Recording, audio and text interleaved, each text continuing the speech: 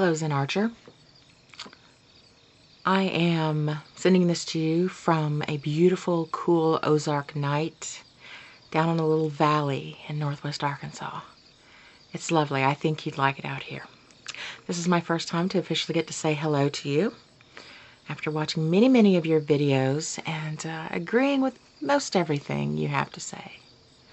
And this is one of them. This touched me in a place that is very important to me. For years now, I've been making it a conscious effort to step outside of my comfort zone and help other people. I am, by nature, a very shy person. And it's difficult for me to just walk up to a stranger and say, "Oh gosh, hi, could I hold your baby while you put those packages in the car?" or vice versa. It's difficult for me sometimes to stop someone I barely know or don't know at all and say, "You look so sad, are you all right?" It's difficult for me to walk up to someone I don't know and say, "You have the prettiest hair." But I make myself step outside of my comfort zone because I know that it's going to make a difference in that person's life. It's going to make them probably go the rest of the day with a little glow, a little smile, thinking somebody did something nice for me. About a year and a half ago, I found myself having to go every single day to a cancer treatment center. I noticed while I was there that although I tried to walk in there with a bounce in my step and a smile for everyone, most of the other people in there seemed frightened and much more ill than I was, and depressed. And a lot of them were also having to have chemo, and they didn't have any hair. And it was very often that a sweet little old granny lady would stop me and want to touch my hair, because I had hair down to my rump and they didn't have any at all, and were having to wear these scarves and things. And I was fortunate enough to have very good friends, many of them internet friends, mind you. Some of them I had never even spoken to on the phone. And a few family members as well, who were trying their best from a distance to keep my spirits up. And at least once a week I would receive a package, a goodie box from one of these friends. And these little gifts and these little cards and these little emails, they meant everything in the world to me. I'm positive that they boosted my immunity and kept my enthusiasm up for getting up every morning at the crack of dawn, driving the 30 miles to go and have my insides burned with radiation. And I don't know that I could have continued having such enthusiasm and such a good attitude if it had not been for those little thoughtful gifts and words from these people that loved me. So I decided to turn it around.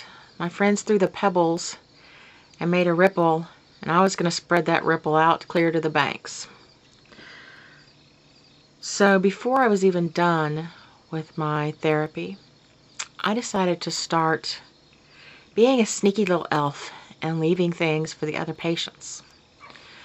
When you're called in, you go into the back where there's a room with cubby holes. There's 25 in the men's dressing room and 25 in the women's dressing room. And each cubby hole has the person's last name under it, and that's where you put your god-awful robe that you have to walk down to the radiation room in. So I came in with a page of stickers that I had purchased at a dollar store. I think they were supposed to be for teachers because each one had a little cartoonic drawing of a butterfly or a worm or a bug, and would say things like "good" and "nice," other sort of positive, encouraging, simple little words. As quickly as I could, I went up and down the rows and stuck one of those on everyone's robe, so that when they came to get their robe for the next treatment, there would be this silly little sticker. And then I decided maybe some get well cards would be nice. So I went where I could buy 2 cards for $1, and I bought 25 lollipops and 25 silly get well cards, and just wrote on the inside, "Wishing you health and happiness from a fellow survivor," and put a lollipop in each one of them.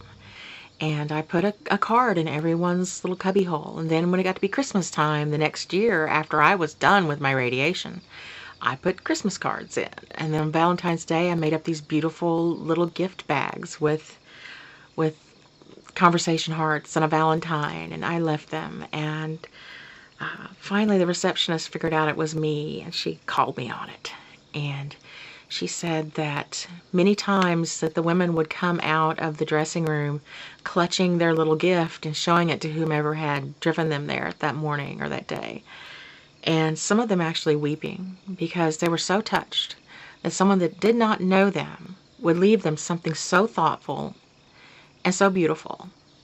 And it made a huge difference, to a point where the staff requested that I start making up the gifts for the men as well, because they said it was improving these women's moods and helping their healing, and put this little exclamation point on this thing that they had dreaded having to come in and have done. And even if they were too sick to eat the candy that I had put in it, they could give it to the person that drove them or give it to their grandchildren, or just keep it. And every time they saw it, they would remember that someone cared. So I continue to do that, not as often as I should. But that is my contribution and my pure gift of love, and I'm trying to spread those ripples. So here's to throwing pebbles